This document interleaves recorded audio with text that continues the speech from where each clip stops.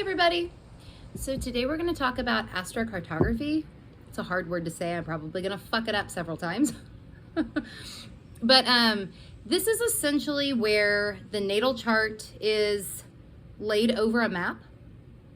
And it'll give you an idea as to the different energy that is present in different places in the world. You could be looking at just a country or in the entire world. It'll give you an idea as to what you might feel or experience in certain locations. Let me show you what an astrocartography chart looks like, a map. You'll see there are several different lines over a map. This is a US map. I was going through my videos and I realized that while I do offer this service and I do fuck with astrocartography, I've never made a video about this. I guess that's Mercury retrograde at work. Like, bitch, you haven't done this yet. And also I had a client this past week that that had me do some astrocartography work for her. So it's been like also at the forefront of my mind. And yeah, this is something that is a lot of fun. I think it's a lot of fun to play with, to see what's up. It can give you an idea of places, you know, that might be good to visit, places that you might enjoy visiting, places that might be good to live, places, you know, all kinds of stuff. Now, on astro.com, I'll show you how to pull it. Let me see. Okay, so it's here. It's under the home thing. You pull the menu. Then you go to locational astrology and AstroClick travel.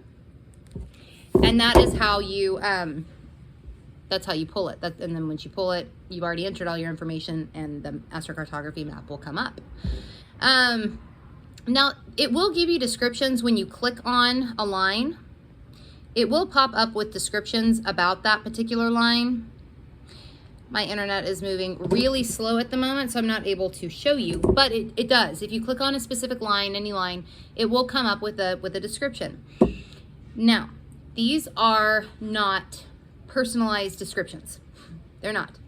So when you click on this, I would not click on it and think this is absolutely correct, because it's not personalized to your chart. They're just talking about this specific line. So like, you know, the sun ascendant line, say, is gonna sound pretty good overall. I can't remember exactly what it says and I can't fucking pull it at the moment, but it's gonna sound pretty good overall. Depending on what the sun is doing in your chart, in your personal chart, this may or may not be good. You know what I mean? So it is something that, while I think that the descriptions on astro.com can be a great place to start, you know, looking at things, I do think that you need to be looking at your chart too, to make sure that these descriptions that sound like they are really great, or even descriptions that sound like they're really terrible, make sure that that actually fits with your chart, because it may not. It may not. Now, there are certain things that might be kind of like, okay, like Saturn lines, you might be putting in more work on a Saturn line.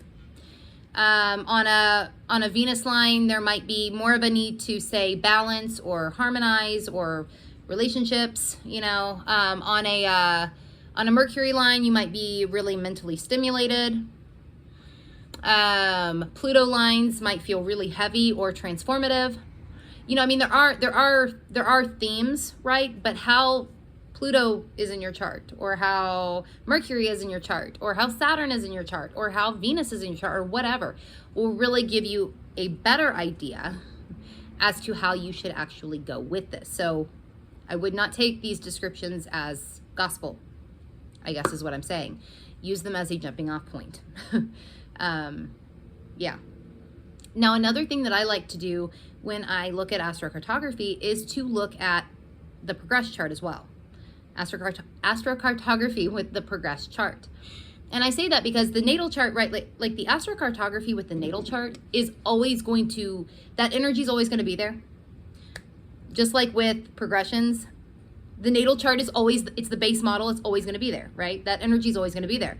But things do progress forward. So things in the progress chart obviously progress forward. Same thing with the astrocartography. So let's say, I don't know, just for instance, let's say let's say you lived somewhere before. It's on a, I don't know, on a Venus line, let's just say. Venus is functioning really nicely in your chart. This location feels very nice. It felt very nice for you to live in the past. So you move back there. When you get back, there's more of a heaviness to it. It doesn't feel quite as nice as it did before. In the progressed astrocartography, maybe Pluto. Maybe there's a Pluto line that has progressed to this place that you're living, which can definitely color that energy, you know, for a while.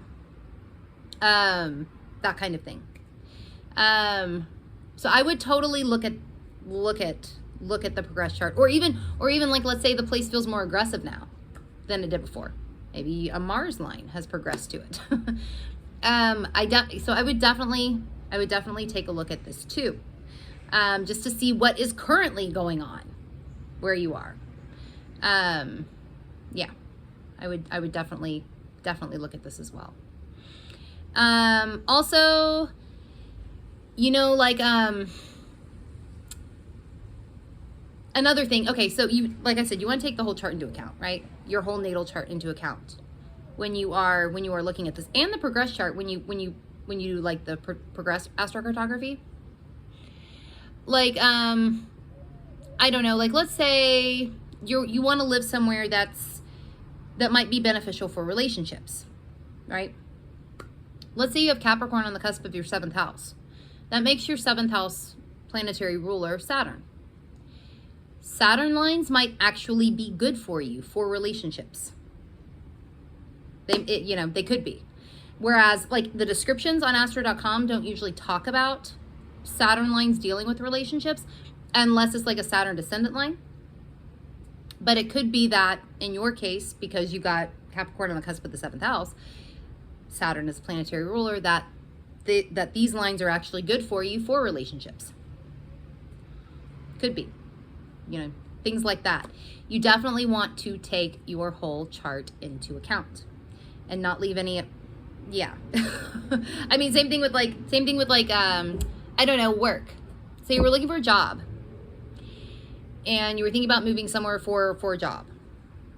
So you would look at the planetary ruler, say the 6th house. 6th house is like work and employment. Being employed, just regular job type stuff, not a career, but job. You would look at the planet, you know, you might look at the planetary ruler of the cusp of the 6th house. Whatever planet that is, those lines might be good for that purpose. They could be, you know, depending on what kind of line it is. They could be good for this particular purpose. So I guess I just mentioned all that. Just be careful, because I say this because I've seen people make the mistake of going off of like what this description says, and almost thinking that it's tailored to them on astro.com, and then getting somewhere new and being like, this doesn't feel at all like what it said it was going to feel like. And it's like, well, it's because it's not a tailored, you know, thing to the person. It's literally just, you know, a cookie cutter description. So so yeah, it's definitely good to have human eyes on it, whether that's your own or somebody else's. And again, definitely look at the progress chart. Now for vacations and stuff, it might not be as big of a deal to look at the progress chart, but if you were looking at something for moving somewhere, I would totally look at the progress chart too, to make sure that while, like, if the natal chart, if some places somebody wants to move looks really nice in the natal chart, I would look at it up against the progress chart too, just to make sure there's not any fuckery going on right now in that location energy wise. Because nobody wants to, even though it's a progress chart, you know, and progressions do move, nobody wants to move somewhere and be like, wow, there's some really fucky energy going on here. You know, because that sucks. That sucks. But yeah, I think that's pretty good for now. Definitely, if you've ever played with this, let me know. If you feel like sharing what line you live on right now, or what line you want to live on, or whatever, leave them in the comments below. I love maps. I do. I could like stare at maps for hours. I used to draw maps of fake places that don't even exist. So this kind of shit is right up my alley. If you're ever interested in having me do this for you, this is something that I do. And I will put where you can find me below. I'm going to head off. I will see you all later.